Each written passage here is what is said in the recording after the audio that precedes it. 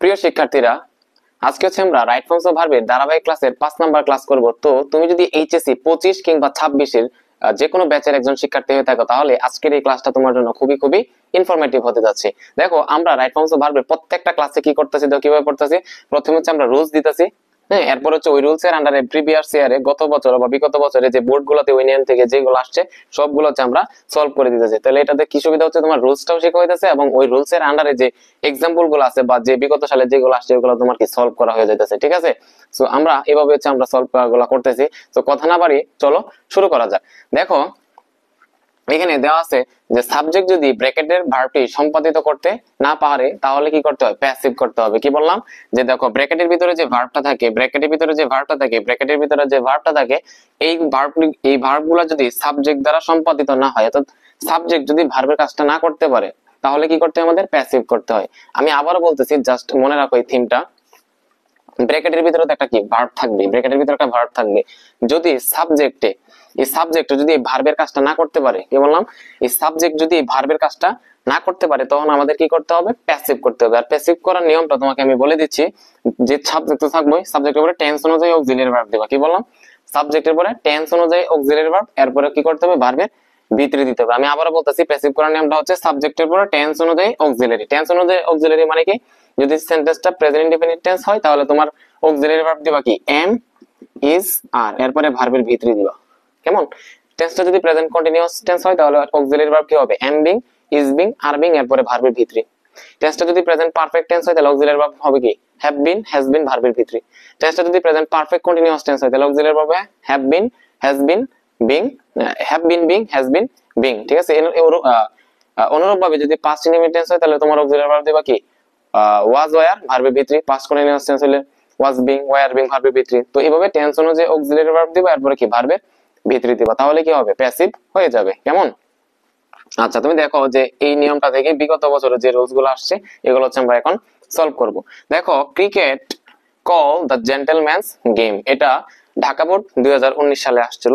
দেখো, বলা হচ্ছে যে ক্রিকেটকে একটা ভদ্র মানুষের খেলা হিসেবে ডাকা হয়। ক্রিকেটকে কি ডাকা হয়, একটা ভদ্র মানুষের খেলা হিসেবে ডাকা হয় বা বলা হয়, তুমি যাই বলো না কেন। দেখো, কল মানে হচ্ছে ডাকা, কল মানে হচ্ছে কি ডাকা। ক্রিকেট তো ক্রিকেটই, ক্রিকেটের যে বাক্যের সাবজেক্ট। কল মানে ডাকা। ক্রিকেটে কি সে নিজেরে বলে যে আমি একটা ভদ্র মানুষের খেলা? তুমি কখনো বলতে পারো ক্রিকেটে বলতে পারবো যে আমি একটা ভদ্র মানুষের খেলা? ক্রিকেট সে নিজেরে ডাকে আমি একটা ভদ্র মানুষের খেলা? না। দেখো, সাবজেক্ট যেহেতু ডাকার কাজটা করতে পারতেছে না, কল মানে হচ্ছে ডাকা, এই ডাকার কাজটা কি সাবজেক্টে করতে পারতেছে? ক্রিকেটে কি সে বলতে পারতেছে ক্রিকেটে কি ডাকে সে ভদ্র মানুষের খেলা? না, আমরা ডাকি ক্রিকেট হচ্ছে একটা ভদ্র মানুষের খেলা। তাহলে দেখো, ক্রিকেটে কিন্তু কি করতেছে না, ডাকার কাজটা করতে পারতেছে না। তার মানে এটা কি করতে হবে, এখানে প্যাসিভ করতে হবে। প্যাসিভ করার নিয়ম কি, সাবজেক্টের পরে আমাদের টেন্স অনুযায়ী অক্সিলিয়ারি ভার্ব দিতে হবে। যেহেতু এটা প্রেজেন্ট ইনডেফিনিট টেন্স, তাহলে আমাদের সাবজেক্টের পরে কি দিতে হবে, এম, ইজ, আর, এরপরে কি দিব, ভার্বের ভিতরে দিব। তাহলে দেখো, ক্রিকেট যেহেতু আছে, ক্রিকেটের পরে আমরা সাবজেক্ট হিসেবে ভার্ব হিসেবে কি নিব, অবশ্যই ইজ নিব। তাহলে কি হবে, ইজ, এরপরে কি দিতে হবে, ভার্বের ভিতরে দিতে হবে। তাহলে কলের ভিতরে কি, কল। তাহলে cricket is called the gentleman's game. এরপর তুমি দেখো 2 নাম্বারটা, English recognise as an international language. এটা তোমার দিনাজপুর বোর্ড 2024 সালে আসছে। বিগত মানে 2024 সালে তোমার হচ্ছে এই নিয়মটা থেকে আসছে। বলা হচ্ছে যে ইংলিশকে কি একটা আন্তর্জাতিক ভাষা হিসেবে কি দেওয়া হয়, স্বীকৃতি দেওয়া হয়।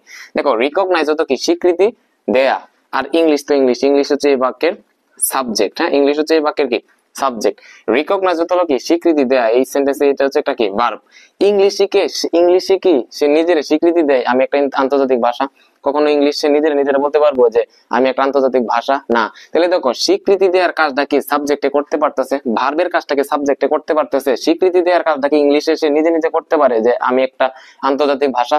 না। তাহলে ভার্বের কাজটা সাবজেক্টে কি করতে পারতেছে না। যেহেতু সাবজেক্টে ভার্বের কাজটা করতে পারতেছে না, তাহলে আমাদের কি করতে হবে, প্যাসিভ করতে হবে। আর প্যাসিভ করার নিয়ম আমি দিয়ে দিছি, সাবজেক্টের উপর তুমি টেন্স অনুযায়ী অক্সিলিয়ারি ভার্ব দিবা, এরপরে কি দিবা, ভার্বের ভিতরে দিবা। টেন্স অনুযায়ী অক্সিলিয়ারি কি, যদি প্রেজেন্ট ইনডেফিনিট টেন্স থাকে তাহলে এম, ইজ, আর, ভার্বের ভিতরে।